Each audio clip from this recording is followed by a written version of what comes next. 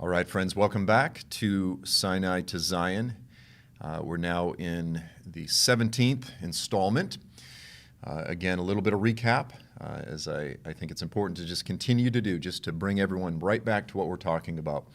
What we have been doing is tracing, beginning in Moses and then largely looking throughout the prophets, the repeated pattern of the covenant chastisements cycle. A very clear cycle. It begins with Israel's backsliddenness, following away from the Lord, rebelling. The Lord then begins to send them warnings. He sends them calamities, all sorts of national, natural disasters. Eventually, if they don't heed those warnings, the Lord sends invaders. The nation is invaded, destroyed. Most of the people are killed. The very few that are left are taken away as prisoners of war, of exiles, as captives to the surrounding nations. Then after a period, they repent. And after repenting, the Lord brings them back. And even as this has taken place a handful of times, really, throughout Israel's history, fully a few times and then sort of partially a few times, the scriptures are very clear that it will happen yet once again in the future, in the last days, all within the context of the return of Jesus, the day of the Lord. So we've looked at the theme of Israel rebelling. We've looked at the Lord bringing national calamity. We've looked at the Lord invading the nation and carrying them away. Now we want to focus on the issue of Israel's salvation, Israel's ultimate final salvation, whereby from that time forward, all of Israel will know the Lord, right?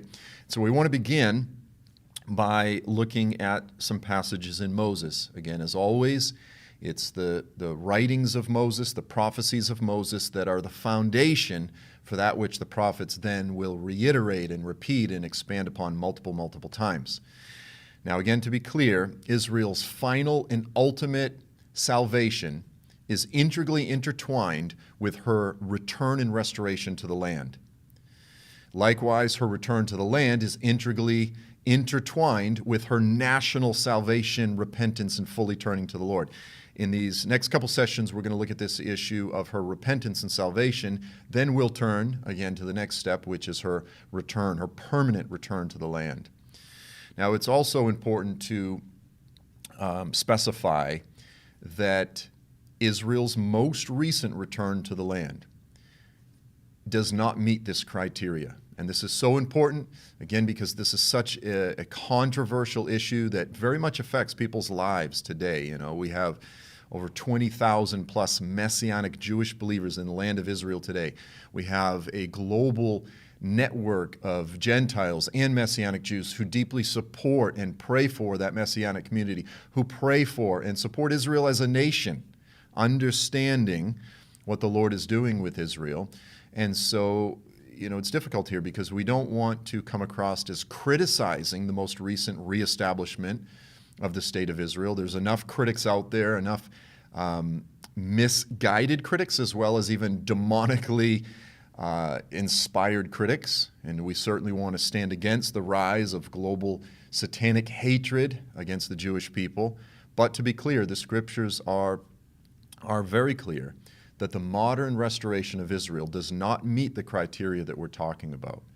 And we're going to actually look at some passages in the prophets that are very frequently used to say this most recent restoration of the state of Israel was the fulfillment of prophecy, and things are just going to get better and this type of thing, and they don't have to worry about the coming time of Jacob's trouble. That would be a profound mistake, and yet it's a belief that's widely held in many segments of the church. So let's go ahead and let's just look at a few, again, the same passages that we've looked at multiple times, but we just come back here. We want to zoom in on this particular theme within the covenant chastisement cycle of Israel's repentance, of her latter day, ultimate final repentance. So let's begin with Deuteronomy chapter 4, verses 29 through 31. So the Lord, first he describes, I'm going to bring all these calamities. Most of you will be killed. Very few of you will be left, but you'll be taken captive to the nations. And then he says this, but from there you will seek the Lord your God. So in the land of their captives, he says, you will seek the Lord. You will find him if you search for him with all your heart and all your soul. when you are in distress, and all these things have come upon you in the latter days. That phrase in Hebrew, it's ha'achrit hayomim. It specifically is the latter days, but it means the last days. Sometimes it can be used just to refer to the far distant future, but overwhelmingly it's a term widely understood throughout the Jewish community to be referring to the last days. Ha'achrit hayomim, okay? You will return to the Lord. So in the last days, you will return to the Lord your God and listen to his voice. Why? Because you're amazing? No, because the Lord your God is a compassionate God. He will not fail you or destroy you completely, nor will he forget the covenant, the promise that he made to your fathers, which he swore to them. When all is said and done, it's not because of Israel being so amazing or special or more holy than any other people. It's because of God's faithfulness. He promised that he would make Israel his and he would be their God. This goes back to some of the foundational promises within the Abrahamic covenant. We see it throughout the Mosaic covenant. We see it throughout the scriptures. God says, I'm not going to forget the promises that I made to your forefathers, which ultimately is to you as the descendants of the fathers. Now skipping forward to Deuteronomy 30, 1 through 6. So it shall be. Again, just reiterating essentially the same thing, but we've got some more details here. So shall it be when all these things have come upon you. Again, the covenant chastisement at the time of Jacob's trouble. Ultimately, he says, the blessings and the curses which I have set before you, and you will call them to mind in all the nations, specifically where the Lord God has banished you. So when you are in exile among the nations, you'll remember all of these things that I said. And beloved, please hear me, part of our mandate as Gentile believers is to remind the Jewish people of these very things. It's to remind them of these very things. You will return to the Lord your God, and you will obey him with all your heart and soul, according to all that I command you today, and you and your sons. Then the Lord your God, after you've returned to him, then the Lord will restore you from captivity. He will have compassion on you. He will gather you again from all the peoples where the Lord has scattered you. If your outcasts are at the ends of the earth, from there the Lord your God will gather you. From there he will bring you back. You can see how Israel's restoration to the land is integrally intertwined with her returning to the Lord. You can't separate these things. The recent return to the land of Israel, yes, there were some believers in terms of Messianic Jewish believers following Jesus, and there were many religious Jews that generally believe in God and follow Judaism, and there were many secular, very secular Jews that were behind it as well. You can go through the whole history of the Rothschilds and all of this, and these are the points that a lot of the very strong anti-Zionists, those that are fundamentally against the reestablishment of the state of Israel, who don't support Israel, you can go through these things, and these are the things that a lot of these anti-Semites will use. They'll point to the secular foundations of the state, and they'll try to use that to try to make it sound like it's all occultic and it's all bad and it was not the Lord. No, it was the Lord. And as these things usually take place, it was a mixture of the Lord doing things with moving on the hearts of even secular unbelievers. But that doesn't mean the state of Israel is evil and all this. It was the hand of the Lord, and we're going to discuss some of the passages that make it very clear that Israel had to be restored to the land, but it was not her ultimate final restoration to the land. The Lord says, if your outcasts are at the ends of the earth, from there he will bring you back. From there he will bring you back. The Lord your God will bring you into the land which your fathers possessed, and you shall possess it. Possess it means permanence. Possess it means you don't just live there for a bit and then you're cast out. No, you will own it. You will inherit it. You will possess it. You will rule over it. And he will prosper you and multiply you more than your fathers. That's a beautiful statement. I pray often. I say, Father, let my light shine brighter than my father's. My father was a great man, an amazing intercessor. He was a godly man. And I say, Lord, let mine surpass that of my father. Let my devotion and my heart toward you surpass. Let it be greater than what you did in my father, which was amazing. Moreover, the Lord your God will circumcise your heart and the heart of your descendants, your children, to love the Lord your God with all your heart and all your soul so that you may live.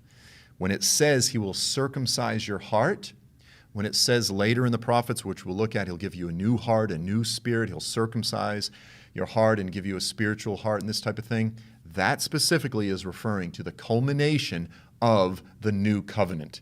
The new covenant in the blood of the Messiah is when we transfer our faith, when we reject faith and confidence in our own flesh, our own righteous deeds, and view them as but filthy rags.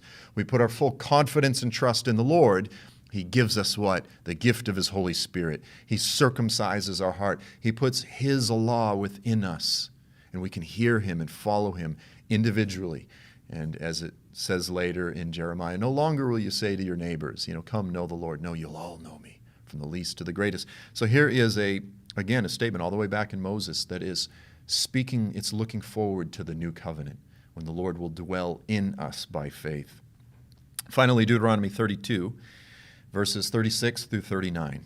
Again, just reiterating the same point, but it's important to hammer it home, to reiterate, to see that this is a thoroughly consistent, repeated theme throughout the biblical narrative. It says this, beginning in verse 36, "For the Lord God will vindicate his people."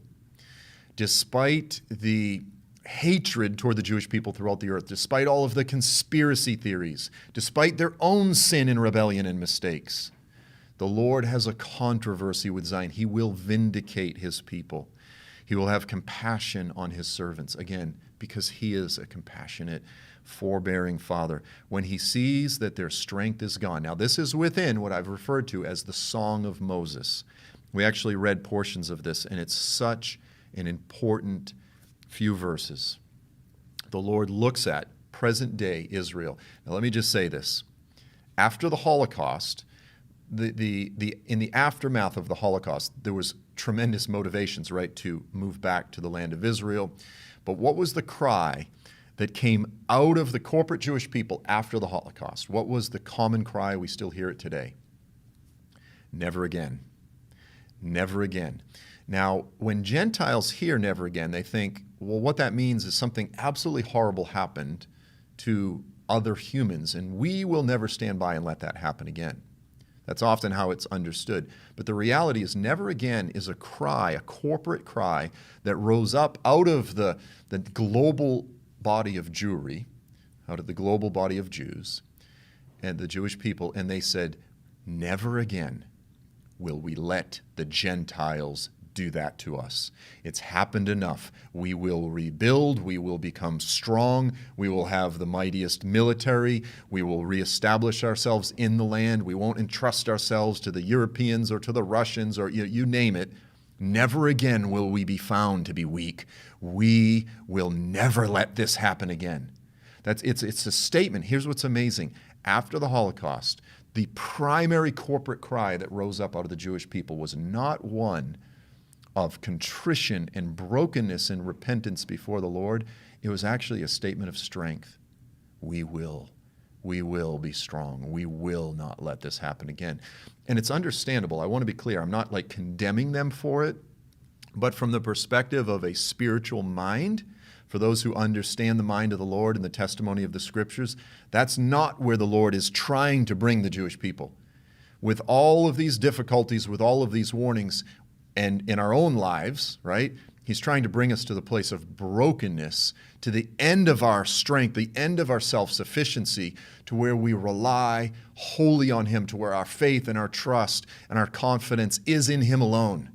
Some trust in horses and chariots, etc., even for Israel's national security. Now, it's good that Israel has a strong military. That's a good thing. They should. But where is their trust? This is one of the main themes throughout Israel's history, is the Lord is working on their hearts so that they will fully trust in him. The Lord says when he sees that their strength is gone, he looks at the current state of Israel and he says, I'm going to bring you've created an amazing military, a world-renowned, famous military. And he says, but I'm going to bring you to the end of your strength. He says, when he sees that their strength is gone. Again, in the future, in the context of Jacob's trouble. And then it says this, and there is none remaining, bond or free. This is, again, this is not just theoretical prophecy. This is we could very well live to see this, the current state of Israel. The Lord says, it's as if there's none even left, bond or free. And he will say, where are their gods? Where are your gods now? The rock in which you sought refuge. In other words, you can go to Israel today, or even just throughout the Jewish community, the joke is they'll say, well, this Jew is a Boo Jew or a Hin Jew, which means they're basically Buddhist. They still are ethnically or culturally Jewish, but their religion is Hinduism or Buddhism or this type of thing, right? A Boo Jew or a Hin Jew. It's a joke, right? Particularly, obviously among the more liberal segments of Judaism, there's certainly plenty of Jews that are Orthodox, religious, Hasidic, and this type of thing. But the Lord says, where are all of these false gods that you sought refuge and strength from? Where are they now? In the midst of Jacob's trouble, why are they not helping you? The Lord will bring them to their end of their strength, and when they are at the absolute end of their strength, and it's as though there's very few left at all, he says, where are their gods? Where are the gods that ate the fat of their sacrifices, that drank their wine, that drank the wine of their drink offerings? Let them rise up and help you. Let them be your hiding place. And then the Lord says, look, it's obvious that they're not going to help you, right? The Lord says, behold, see, I am he. See now, I am he. All along, the Lord says, I have been he. And there is no God beside me. Oh, by the way, all these gods that you're worshiping, they're not gods. They're idols, they're demons, they're worthless. I'm the creator of all things. Why would you not worship your creator? Come, let us reason together. The Lord says, behold, I am he, and besides me, there's no other God. It is I who put to death. In other words, the Lord says, I'm the one that's brought this chastisement. I'm the one that's brought Jacob's trouble, but I'm also the one that heals. The Lord is the only one. He brings death, he brings life. I have wounded, but it is I who heal, and there is no one that can deliver from my hand. The Lord says, if I have determined that I'm going to save a remnant, there's nothing that Satan or any national coalition of anti-Semitic people throughout the earth, there's nothing they can do. No one can rescue from my hand. The Lord says, I will save a remnant. Okay, so Moses lays the foundation for the concept of Israel's ultimate, final turning back to him, their ultimate repentance. We're going to end right here. In the next session, we're going to jump into where the prophets then pick up on and reiterate that which Moses has already said. So amen and amen. God bless you all. Maranatha.